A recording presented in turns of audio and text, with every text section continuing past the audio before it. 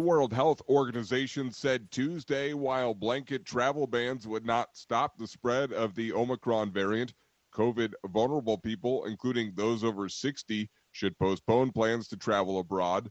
Omicron, the new COVID-19 variant of concern, which the UN Health Agency says poses a very high risk globally, has prompted many countries to shut their borders.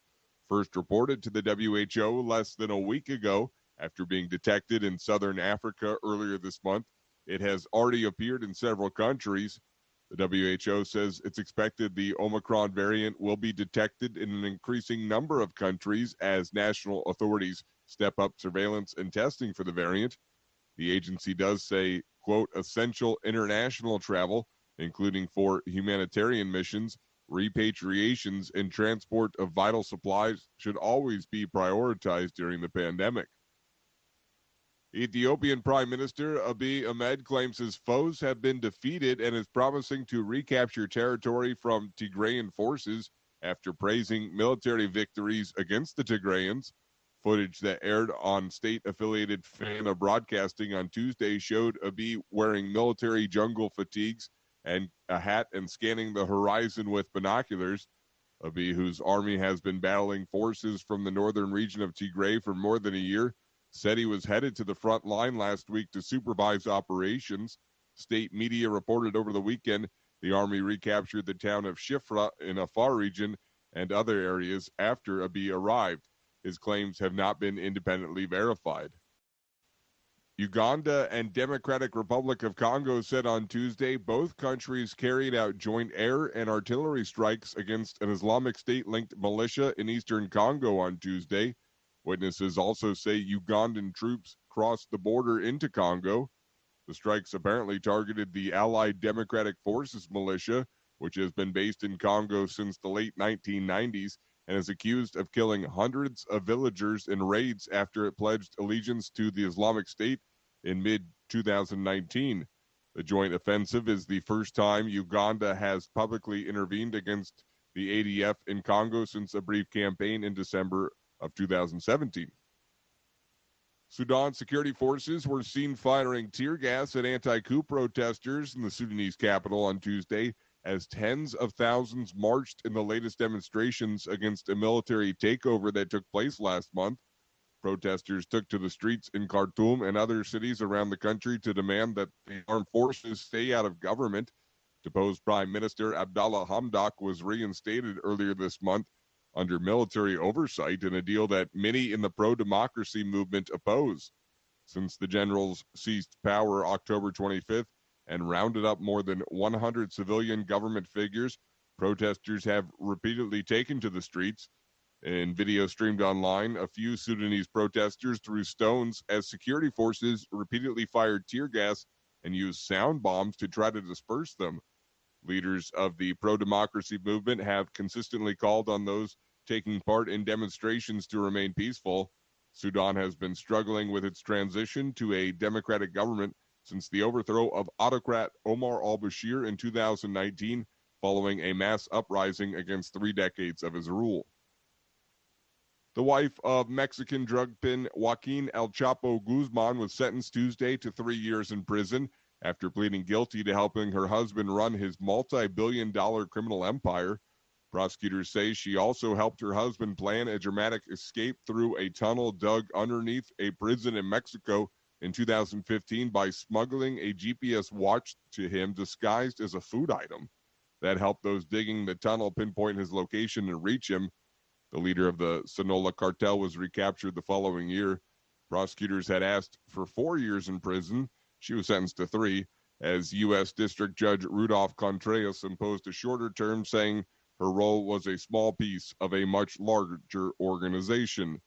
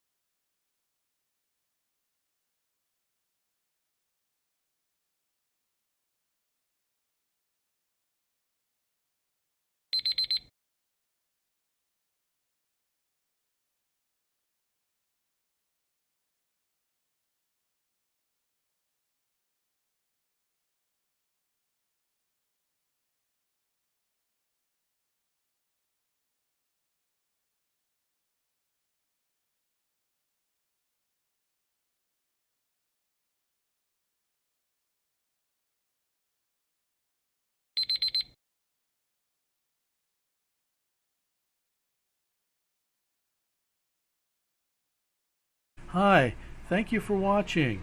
I hope the videos are useful for you. Please subscribe to my channel using the button below.